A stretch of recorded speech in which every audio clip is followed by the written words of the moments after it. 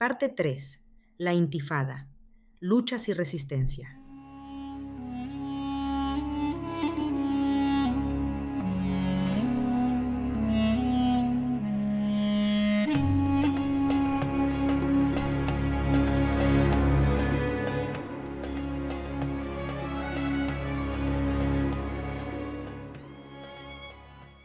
En 1987, luego de 20 años de ocupación militar, donde Israel crea asentamientos en el territorio palestino, los palestinos se rebelan en una rebelión no específicamente violenta, a pesar de que, bueno, muchos dirán tirar piedras es violencia, etcétera.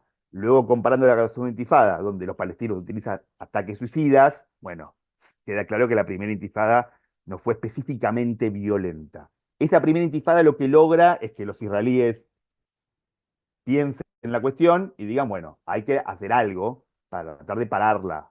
También hay un cambio de hegemonía, es decir, la Unión Soviética desaparece, Estados Unidos se pone realmente con la decisión de obligar a los israelíes a sentarse con los palestinos, deciden acordar los acuerdos de Oslo. Los acuerdos de Oslo, Israel reconoce a la OLP y la OLP reconoce a Israel. El reconocimiento no es igual.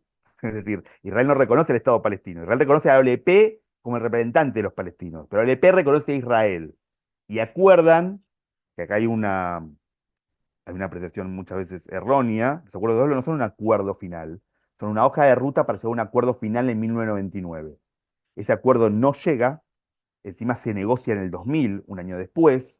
Ese acuerdo fracasa, luego de que Arafat y Ehud Barak, el primer ministro israelí, se reúnen en Camp David, fracasa, y se desata la segunda intifada. Los palestinos le echan la culpa a Ariel Sharon, un líder militar que luego va a ser primer ministro israelí, por ascender a Haram el Sharif.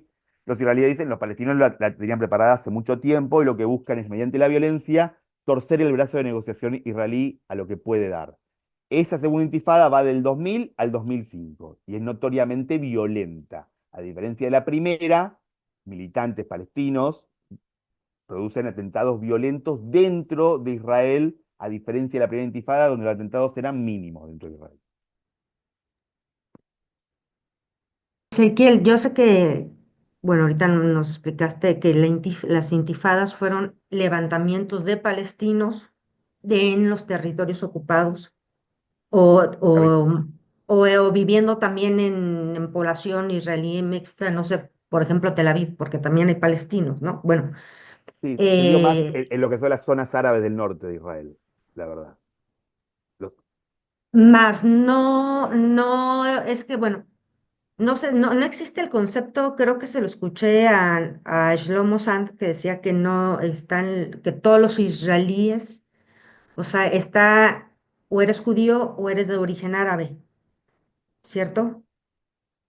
sí, Que bueno, serían sí. los que la pregunta más bien sería, es Más que árabes, la hay muchas población, diferencias de árabes dentro de ah, Israel. E Israel los divide también por una forma de control y de división, divide y reinarás.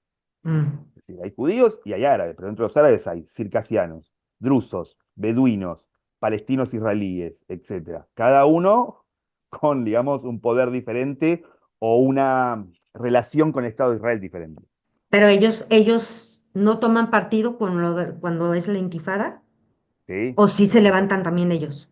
Ahí está el tema. Es decir, ¿qué es una intifada? Los palestinos están divididos en 5 unidades territoriales, ¿no? Está los Ok. palestinos fuera de Israel y Palestina, los palestinos que viven dentro de Israel, los palestinos que viven en Jerusalén, los palestinos que viven en Gaza y los palestinos que viven en Cisjordania. Cada uno de estos grupos territoriales tiene diferentes derechos.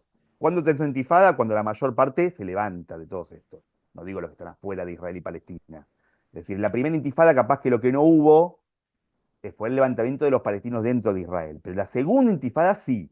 Lo que yo creo que hizo que la intifada no tenga una vuelta atrás en la segunda fue que en octubre, noviembre del 2000, las poblaciones árabes del norte de Israel, que son grandes, cortaron las carreteras israelíes. Es decir, Israel reprimió muy fuerte. Y ahí como que hubo una especie de conglomerado entre todos los grupos palestinos de resistirse. Los árabes israelíes, por supuesto, utilizaron mucho menos la violencia. Pero bueno, ese hecho hasta el día de hoy es como una herida dentro de los árabes israelíes que dicen, bueno, seremos israelíes, pero somos diferentes, de alguna manera. Es a lo que muchos dicen que en Israel se vive un estado de apartheid. ¿Tú qué piensas al respecto? Yo creo que hay un estado de apartheid en Cisjordania sin duda. Y Ok. yo creo que como te decía, es decir, los árabes israelíes, es decir, israelíes de origen árabe, tienen prácticamente casi todos los derechos que tienen los israelíes, pero sienten el peso del Estado en algunas situaciones donde les recuerdan que no son iguales a los israelíes judíos.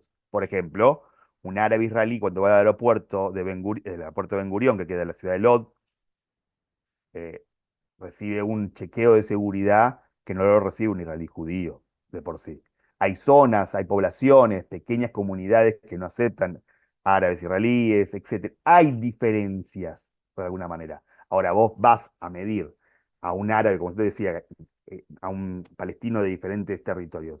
Vas a considerar los derechos que tiene un palestino de Jerusalén, bueno, tiene muchos menos que un palestino que vive dentro de Israel. Es decir, un palestino de Jerusalén tiene documentos israelíes, pero no tiene pasaporte israelí. Puede votar para, ¿cómo te puedo decir? Intendente de Jerusalén, pero puede votar para primer ministro de Jerusalén, para primer ministro de Israel. A la vez, el palestino de Jerusalén tiene más derechos que un palestino de Cisjordania, que tiene su movimiento un poco coaptado, y si quiere entrar a Jerusalén, tiene que pedir un permiso israelí. A la vez, un palestino de Cisjordania tiene más derechos que un palestino de Gaza, donde si un palestino de Cisjordania quiere salir al mundo, puede pasar por Jordania.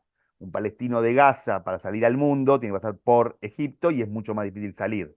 Es decir, cada uno de estos grupos territoriales palestinos tiene diferentes derechos a los otros grupos territoriales. Y entonces, este grupo terrorista de Hamas, en todos tiene influencia, en todos, o específicamente en los que están en Gaza. Vos me decís si todo el, O sea, esa división que me has si dado todos los, como si todos los palestinos del mundo, es decir, simpatizan con Hamas, es decir, si un palestino de Chile simpatiza con Hamas, decir, Hamas tiene presencia en Cisjordania, Hamas siempre ha sido más fuerte en Gaza, y Hamas tiene una simpatía limitada en algunas poblaciones árabes israelíes, específicamente en zonas como lo que es Al-Fahim, toda esa zona directamente. Ahora, el apoyo que tiene Hamas en las poblaciones palestinas de la diáspora, Chile, Siria, Líbano, etcétera, es difícil medir porque no las conozco.